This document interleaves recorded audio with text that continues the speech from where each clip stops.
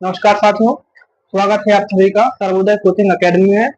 तो आज हम प्रश्नावली 3.2 के बचे हुए सवालों को पढ़ेंगे। तो पिछली वीडियो में हमने प्रश्नावली 3.3 के जितने सवाल हो सकते थे उन सवालों को कर लिया था और 2 सवाल बचे थे, तो आज हम उन सवालों को पूरा कर लेंगे। तो हमारे सवाल बचे थे, चौथा सवाल बचा था एक, और नहीं, 5वां सवाल बचा था और 6वां सवाल बचा था। ठीक है, बाकी के सवाल हमने कर लिए थे। तो प्रश्नावली 3.2 के प्रश्न 3 में 6 सवाल थे, तो उनके 4 सवाल हो चुके थे। हमारे 5वां और 6वां सवाल बचे थे, तो आज उन सवालों को करेंगे। तो हम यहाँ से बुक में सवाल को पढ़ेंगे और आप लोग अपनी बुक में वहां मिलाइएगा, फिर इसके बाद हम बोर्ड पर सवाल को हल कर देंगे। चलिए, तो हमारा 5वां सवाल है, जो बचे थे सवाल उनमें से 5वां सवाल है, यदि किसी भिन्न के अंश और हर दोनों में 2 जोड़ दिया जाए तो वह 9/11 हो जाती है।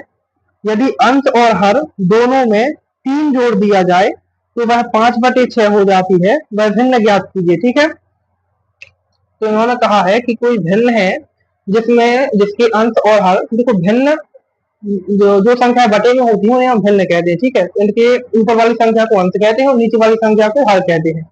तो ये कह रहे हैं कि भाई एक भिन्न है जिसके अंश और हर दोनों में जब हम 2 जोड़ देते हैं तो वह 9/11 हो जाती है, और यदि अंश और हर में 3 जोड़ दिया जाए तो वह 5/6 हो जाती है। ठीक है, जब 2 जोड़ते हैं तो 9/11 होती है, 3 जोड़ते हैं तो 5/6 हो जाती है। चलिए, तो हम सवाल में से, और हमें क्या ज्ञात करना है? भिन्न ज्ञात करना है। तो हमने पहले भी आप लोगों को बताया है कि जो हमें ज्ञात करना होता है सवाल में, उन्हें हम मान लेते हैं, एक्स और वाई मान लेते हैं। तो हम यहाँ सबसे पहले लिखेंगे माना। अब सवाल में हमें क्या ज्ञात करना है? तो सवाल में हमें ज्ञात करना है अंश और हर। तो लिखेंगे माना अंश एक्स और हर वाई है। ठीक है, हमने अंश को एक्स को मान लिया, अंश को क्या मान लिया? एक्स मान लिया, और हर को वाई मान लिया। अब जो हमारे समीकरण बनते हैं वो सवाल से ही बनते हैं। ठीक है, हम जब सवाल को ध्यान से पढ़ेंगे तो उनसे ही समीकरण बनते हैं। कैसे? ये देखिए, लिखा है सवाल में कि जब अंश और हर में 2 जोड़ देते हैं तो 9/11 होती है। तो हमने यहाँ अंश क्या माना? एक्स, हर क्या माना? वाई। तो वो कह रहे हैं जब अंश में 2 जोड़ दें, अंश में 2 जोड़ दिया भाई हमने, इसके बाद बटे का चिन्ह, फिर कह रहे हैं वाई में भी 2 जोड़ दें, तो वाई में 2 जोड़ दिया। ठीक है, अब प्राप्त क्या हो रहा है हमें? अंश और हर में 2 जोड़ने पर 9/11 प्राप्त हो रहा है, और ये हमारा बन गया पहला समीकरण। ठीक है, इसके बाद दूसरे समीकरण के लिए अंश और हर में जब 3 जोड़ देते हैं तो 5/6 मिल जाता है। ऐसे ही हम इसे करेंगे, जब अंश और हर में 3 जोड़ते हैं तो x धन 3 बटे वाई धन 3 बराबर कितना प्राप्त होता है? 5/6, और ये हमारा बन गया दूसरा समीकरण। ठीक है, तो ऐसे सवाल को अच्छे से पढ़ के हम समीकरण बना सकते हैं। अब इन समीकरणों को हल करेंगे और हमारे सरल समीकरण बना लेंगे जिससे हम सवाल को हल कर सकें। तो इन्हें हल करने के लिए क्या करते हैं? इनका त्रिया गुणा कर देंगे। 11 का कर देंगे x+2 में, और 9 का कर देंगे y+2 में, तो हमारे सरल समीकरण बन जाएंगे। चलिए करते हैं। 11 का जब इसमें करेंगे, इन दोनों में होगा। ठीक है, तो 11 का पहले x में करेंगे तो क्या आएगा? 11x, 2 में करेंगे तो 11 दूनी 22, इसके बाद बराबर का चिन्ह। अब 9 का करेंगे इसमें तो क्या आएगा? 9y धन 9 दूनी 18। ठीक है, ये हमारे आ गए हैं। अब इन्हें हम जब हल करेंगे तो हमारा समीकरण जो है हमें मिल जाएगा। तो इन्हें हल करने के लिए हम क्या करेंगे? सबसे पहले y को इस साइड ले आएंगे। ठीक है, 11x माइनस में क्या आ जाएगा? 9y आ जाएगा। 11x minus 9y। अब यहाँ 22 कैसा है? धन का है, तो यहाँ कर लेंगे धन का 22, और 18 कैसा है? प्लस का है। जब इस साइड आएगा पक्षांतर होगी तो माइनस का हो जाएगा, तो माइनस के 18, और बराबर ये है तो बराबर की संख्या कर देंगे, 0 को कर देंगे। ठीक है, ऐसा हम समीकरण बना सकते हैं। अब हम क्या करेंगे? ये देखो, हमारे 11x और 9y ये तो कटेंगे नहीं, क्योंकि इसकी गुणा में x है और इसकी गुणा में y है, लेकिन ये दोनों कट जाएंगे। तो जब 22 में से 18 को घटाएंगे तो हमारे क्या बचेंगे? 4 बचेंगे।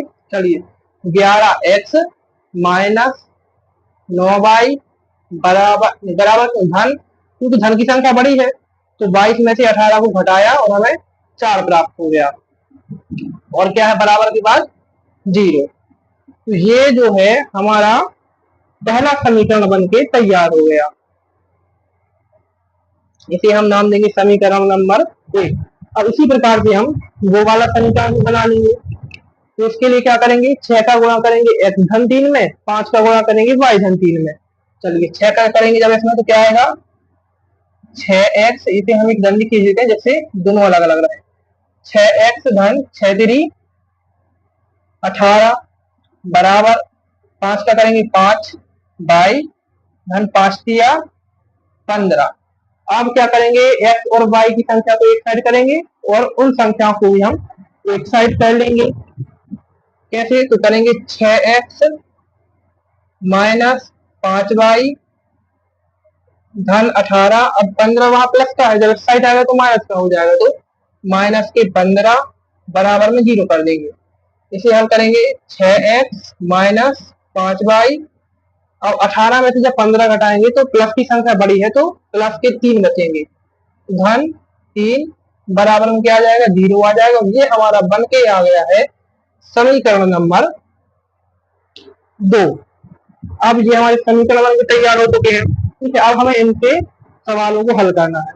तो देखिए बोर्ड में पहले से ही स्पेस बहुत कम है, तो हम क्या करेंगे, हम हमारे सिर्फ समीकरणों को लिख लेंगे और ऊपर का ये हटा देंगे यहाँ से। ठीक है, लेकिन आप लोग कॉपी में लिख लेना, कॉपी में लिखना जरूरी है। अब क्योंकि यहाँ पर जगह कम है, तो हम क्या करेंगे, सिर्फ समीकरणों को ले लेंगे और ये ऊपर का पूरा मटेरियल हटा लेंगे।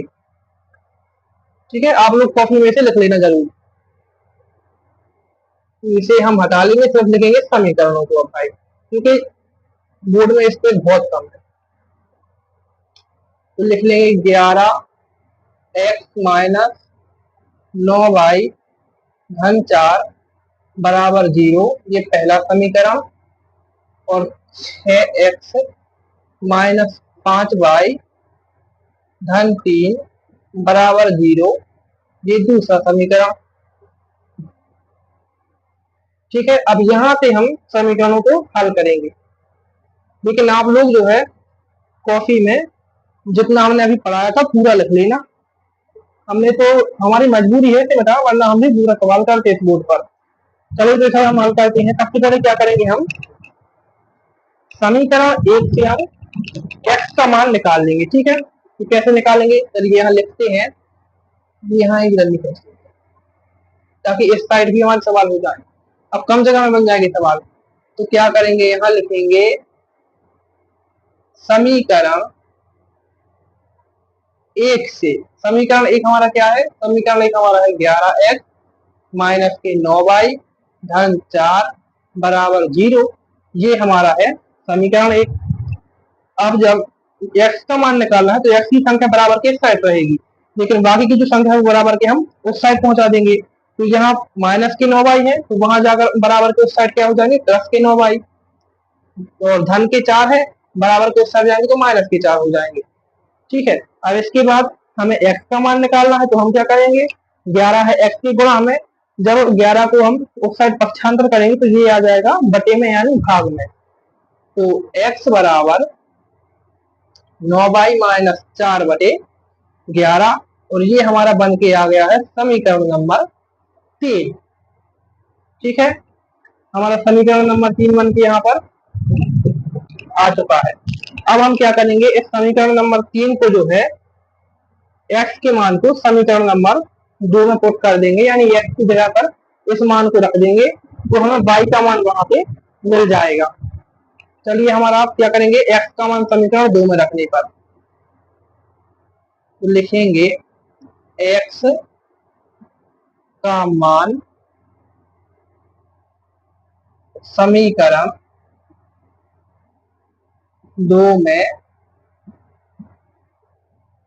रखने पर। हमारा समीकरण 2 क्या है, हमारा समीकरण 2 है 6x माइनस 5y धन 3 बराबर 0। अब इसे हम पहले जैसा कर लेंगे, नहीं रुक जाओ, यहाँ x की जगह पर सबसे पहले हम मान रख देंगे। क्या है x की जगह पर मान, x क्या है, x का मान 9y माइनस 4 बटे 11, तो 6 यह है 9y माइनस 4 बटे 11, तो बाकी की संख्या क्या है 5y धन 3 बराबर 0। अब क्या करेंगे, देखिए अगर 6 के बटे में कोई संख्या नहीं है तो हम यहाँ 1 मान सकते हैं, और जब 6 के बटे में हम 1 कर देंगे तो हमारा 6 ऊपर पहुंच जाएगा, मतलब 6 अंश है और अंश का अंश में गुणा कर देंगे, तो 6 का हम 9y माइनस 4 में गुणा करेंगे। तो जब 6 का 9y माइनस 4 में गुणा करेंगे हम तो क्या आ जाएगा 6 नमा, यहाँ आ जाएगा 54y माइनस 6 तो 24 बटे में 11 है पहले से, और लिखा है माइनस 5y धन 3 बराबर 0। अब क्या करेंगे, देखो माइनस 5y धन 3 इनके बटे में कोई संख्या नहीं है, तो हम क्या करेंगे 11 का गुणा इनमें कर देंगे, ठीक है, और सबके बटे में 11 आ जाएगा। तो हमारा पहले से है ही, क्या है पहले से 54y माइनस 24, और जब 11 को गुणा 5 में करेंगे तो 11 5 यहाँ आ जाएगा 55y, और 3 में करेंगे तो 11 किया 33 आ जाएगा। इन सबके बटे में क्या आ जाएगा 11 और बराबर में है 0। अब 11 का गुणा नहीं, हम 11 को पक्षांतर कर देंगे बराबर के उस साइड, तो यहाँ 11 भाग में है, जब उस साइड जाएगा तो 0 के गुणा में आ जाएगा, और जब 0 में किसी भी चीज का गुणा होता है तो वो चीज 0 हो जाती है, संख्या 0 हो जाती है। तो लिखेंगे 54y माइनस 24 माइनस 55y धन 33 बराबर 0 गुणित 11, तो ये 0 हो जाएगी, तो हम यहाँ डायरेक्ट 0 लिख देंगे, ठीक है, ये हो गई 0।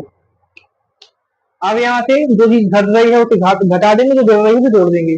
जब 54y में से 55y घटाएंगे तो 55y माइनस के हैं, मतलब बड़ी संख्या है, तो माइनस के हमारे यहाँ पर y आ जाएंगे। जब 54y में से 55y में से 54y घटा दिए तो 1y बचा, और माइनस की संख्या बड़ी थी तो माइनस का चिन्ह आगे आ जाएगा।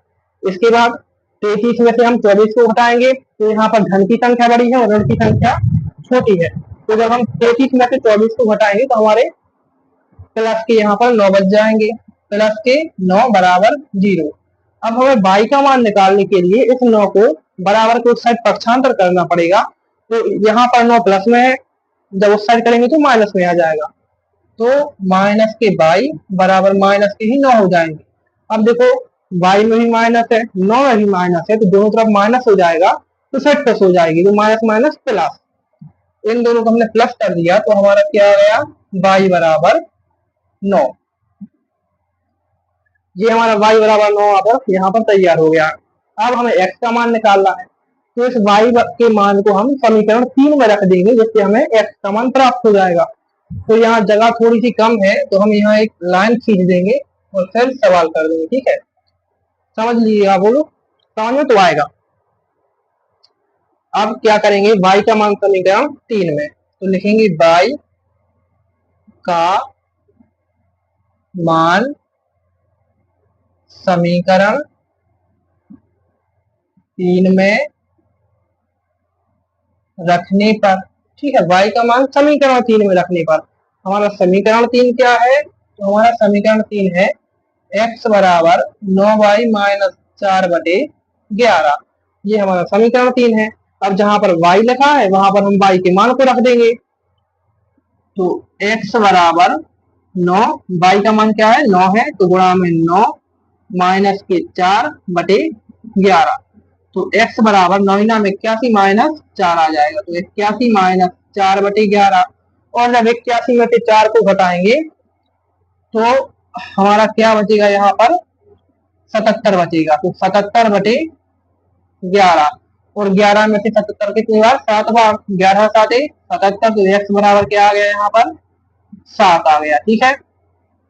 अब हमारा यहाँ पर x बराबर 7 आ गया, तो हम लिख देंगे यहाँ पर कि भाई आपकी भिन्न यहाँ पर बन के तैयार हो गई है, तो भिन्न हमारी क्या बनी है 7 बटे 9, ये हमारी भिन्न यहाँ पर बन गई है, और ये है हमारा आंसर, यानी अंश है 7 और हर है 9, और पूरी भिन्न बन के तैयार हुई है 7 बटे 9, ठीक है। तो ये हमारा आंसर आ चुका है, और जो हमने पहले रफ कर दिया था, यानी जब उन समीकरणों को बनाया था तो उस समीकरण को बनाने का प्रोसेस जो है वो हमने रफ कर दिया था, क्योंकि बोर्ड में स्पेस जो है कम थी, तो आप लोग वो भी लिख लेना। उसके बाद फिर यहाँ से सवाल चालू करना और यहाँ से यहाँ तक, फिर इसके बाद हमने यहाँ से शुरू किया था तो यहाँ तक आपका सवाल हल है। ठीक है, ये इतना लिख लीजिए। फिर इसके बाद हम करेंगे हमारा आखिरी और सबसे महत्वपूर्ण सवाल है, वो परीक्षा में कई बार आया है और इस बार भी आ सकता है, तो इतना कर लीजिए आप।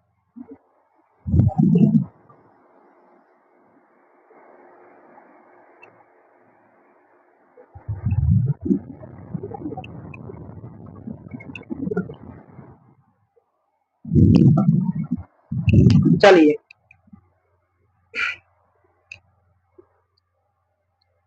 तो अब हम करेंगे हमारा लास्ट और सबसे इंपॉर्टेंट सवाल। ये नई बुक और पुरानी बुक दोनों में है। तो हमारा सवाल क्या है, ये हम आपको पढ़ के सुना रहे हैं, आप लोग अपनी बुक में मिला लेना और फिर हम यहाँ पर हल करेंगे। ठीक है, तो हमारा सवाल है कि 5 वर्ष बाद जैकब की आयु उसके पुत्र की आयु से 3 गुनी हो जाएगी। 5 वर्ष पूर्व जैकब की आयु उसके पुत्र की आयु की 7 गुनी थी, उसकी वर्तमान आयु ज्ञात कीजिए। तो यहाँ पर जैकब कौन है? जैकब एक पिता है और एक पिता की उसके पुत्र की आयु से तुलना यहाँ पर की है। तो क्या लिखा है? 5 वर्ष बाद, यानी 5 वर्ष बाद जैकब की आयु उसके पुत्र की आयु की, जैकब का एक पुत्र है तो 5 वर्ष बाद जैकब की आयु जो है उसके पुत्र की आयु की 3 गुनी हो जाएगी। लेकिन 5 वर्ष पहले जैकब की आयु उसके पुत्र की आयु की 7 गुनी थी, तो उसकी वर्तमान आयु ज्ञात करनी है हमें। चलिए, तो हमें जो चीज ज्ञात करनी होती है उसे हम एक्स वाई मान लेते हैं, तो हम यहाँ जैकब की और उसके पुत्र की आयु को एक्स वाई मान लेंगे।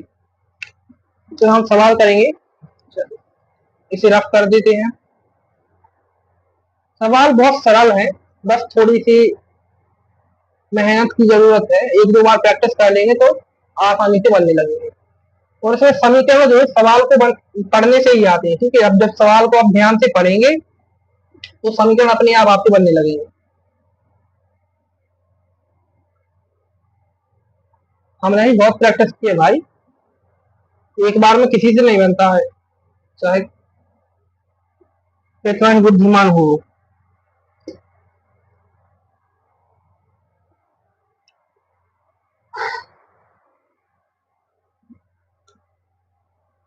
तो हम सवाल करेंगे, अब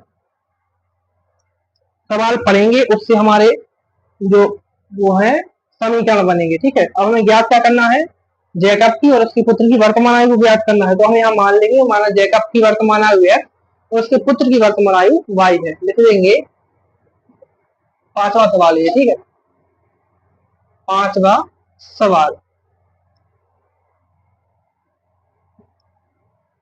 तो माना जैकब की वर्तमान आयु एक्स है और उसके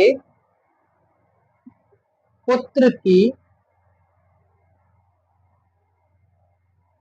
वर्तमान आयु वाई है। तो हमने यहाँ पर लिख लिया है कि मानो जैकब की वर्तमान आयु एक्स है और उसके पुत्र की वर्तमान आयु वाई है। अब हमें दिया है 5 वर्ष बाद और 5 वर्ष पहले। ठीक है, 5 वर्ष बाद उसकी 3 गुनी हो रही थी आयु और 5 वर्ष पहले 7 गुनी थी। तो सबसे पहले हम लिखेंगे भाई यहाँ 5 वर्ष बाद, 5 वर्ष बाद, 5 वर्ष बाद क्या हाल था और 5 वर्ष पहले क्या, सॉरी 5 वर्ष बाद क्या हाल हुआ और 5 वर्ष पहले क्या हाल था। 5 वर्ष पूर्व, पूर्व यानी पहले। चलो,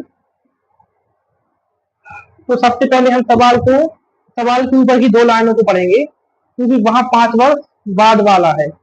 देखो, 5 वर्ष बाद जैकब की आयु उसके पुत्र की आयु से 3 गुनी हो जाएगी। तो जैकब की आयु क्या थी? एक्स थी और कितने वर्ष बाद? 5 वर्ष बाद। तो यहाँ लिखेंगे जैकब की आयु कितनी थी? एक्स। कितने वर्ष बाद? 5 वर्ष बाद। इसके बाद उसके पुत्र की आयु फिर 3 गुनी हो जाएगी। उसके पुत्र की आयु कितनी मानी हमने? वाई मानी। कितने वर्ष बाद? 5 वर्ष बाद। अब कितने गुनी हो रही है? 3 गुनी। तो यहाँ पर 3 लग जाएगा। ठीक है, तो ये हमारे यहाँ से हम समीकरण तैयार करते हैं। अब सबसे पहले इसे हल करेंगे। इसे हल कैसे करेंगे? ऐसे, एक्स धन 5 बराबर 3 का बाई में करेंगे तो क्या आ जाएगा? 3 बाई। 5 में करेंगे तो 3 5 15 आ जाएंगे। फिर इसके बाद हमें क्या करना है? एक्स का मान निकालना है। तो एक्स बराबर क्या करेंगे? 3 वाई धन 15, और जब 5 को इस साइड लाएंगे पक्षांतर होगा, प्लस का चिन्ह माइनस में बदल जाएगा, तो माइनस का 5। तो एक्स बराबर 3 वाई धन 10, ये हमारा बन गया समीकरण। ठीक है, ये हमारा समीकरण बन के यहाँ पर तैयार हो चुका है। अब बात करेंगे 5 वर्ष पहले की, यानी 5 वर्ष पूर्व की। यहाँ लिख देते हैं पूर्व मतलब है भाई पहले, वरना किसी किसी को समझ में नहीं आएगा। अब बात करेंगे 5 वर्ष पूर्व की। 5 वर्ष पूर्व क्या था और पूर्व में क्या होता है? चीजें घटती हैं और बाद में चीजें जुड़ती हैं। यानी ये बाद जहां भी लिखा है वहां आप प्लस का यूज करना, और जहां भी पूर्व यानी पहले लिखा है वहां आप माइनस का यूज करना। तो यहाँ लिखा है कि 5 वर्ष पूर्व जैकब की आयु उसके पुत्र की आयु की 7 गुनी थी। तो उसकी वर्तमान आयु क्या है? तो उसकी पुत्र की आयु कितनी थी? 7 गुनी थी। 5 वर्ष पहले की बात हो रही है। तो 5 वर्ष पहले जैकब की आयु हमने क्या मानी? एक्स मानी। कितने वर्ष पहले? 5 वर्ष पहले, यानी एक्स माइनस 5 यहाँ पर आ जाएगा। फिर क्या लिखा है?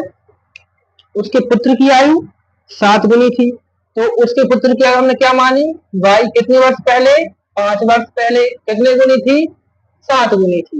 ये देखिए, अब इसे हल कर लेंगे हम।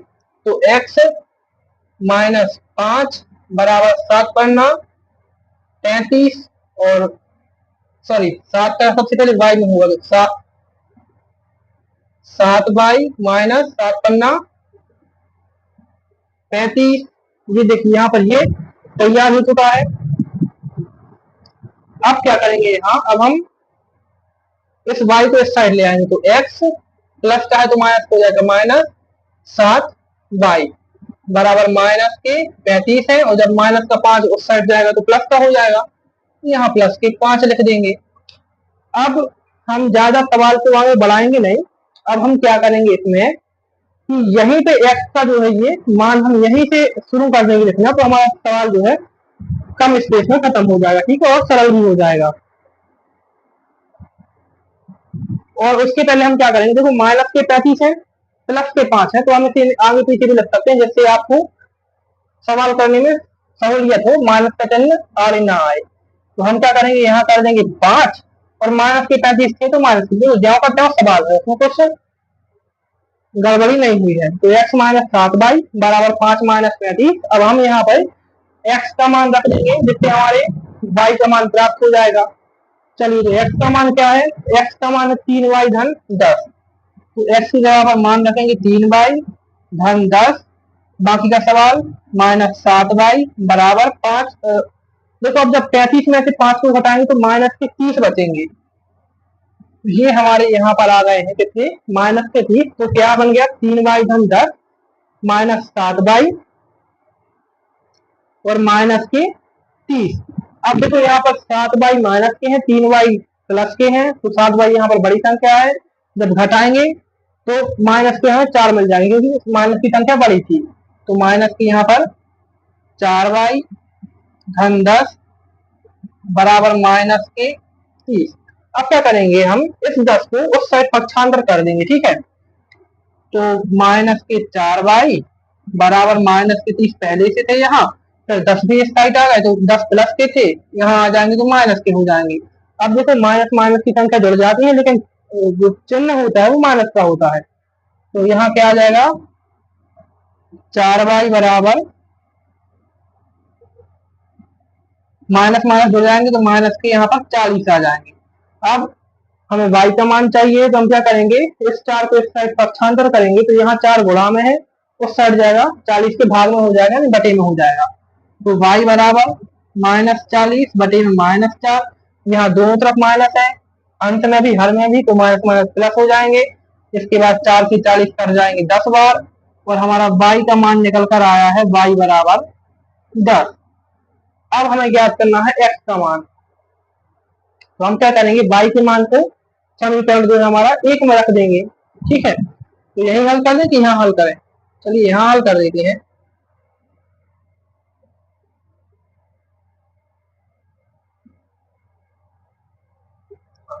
यहाँ लिखेंगे y का मान समीकरण 1 में रखने पर, y का मान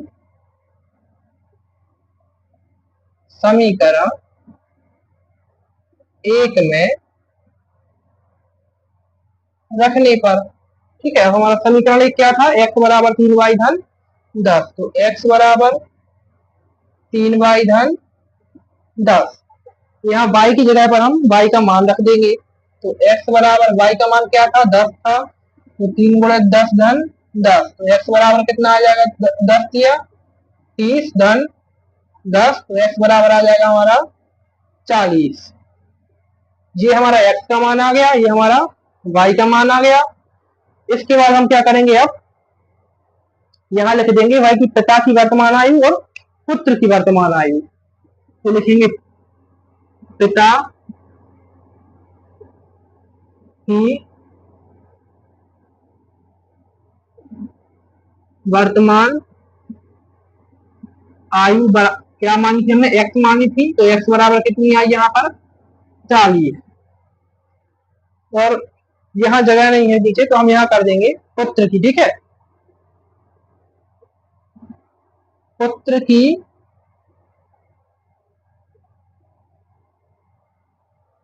वर्तमान क्या मानी थी, y मानी थी, y बराबर आई है 10।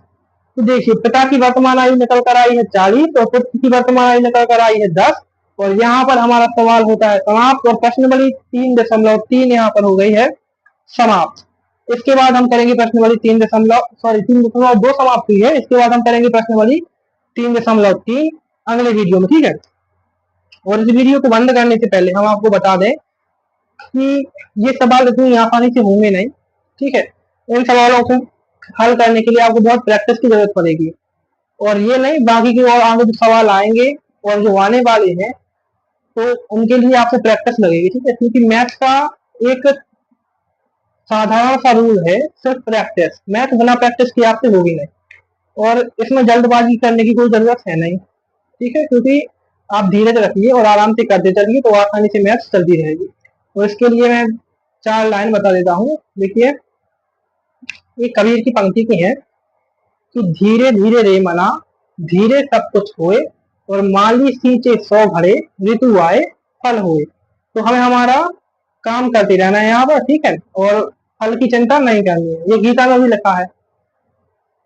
तो आप जब प्रैक्टिस करते रहेंगे तो अपने आप आपके जो सवाल हैं वो बनने लगेंगे, और अगर प्रैक्टिस छूटी तो सवाल भी छूट जाएंगे। इसलिए हर 1 हफ्ते 2 हफ्ते में इन सवालों को रेगुलर करते रहना है। ठीक है, धन्यवाद।